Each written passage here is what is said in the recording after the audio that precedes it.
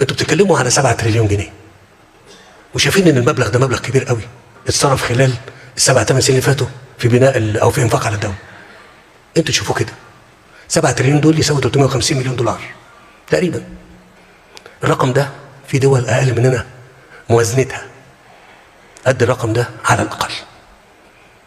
موازنتها قد الرقم ده على الاقل، وليست لا محمله لا بديون ولا اعباء خدمه دين داخلي ولا اي حاجه. الرقم 7 تريليون ده رقم متواضع جدا. يقول لي يا فندم احنا حققنا كتير. اقول له بقى حقيقي انتوا عايشين على دوله تقريبا 5 6 7% عباره عن مستطيل من الارض من اسوان لاسكندريه، فيها 100 مليون وفيها 10 مليون مركبه. بالعلم حجم الطرق اللي موجود مجبور عليها لازم يكون يحقق الحركه على هذا المستطيل بكفاءه وسهوله على مدار اليوم. غير كده يبقى ما حققناش حاجه.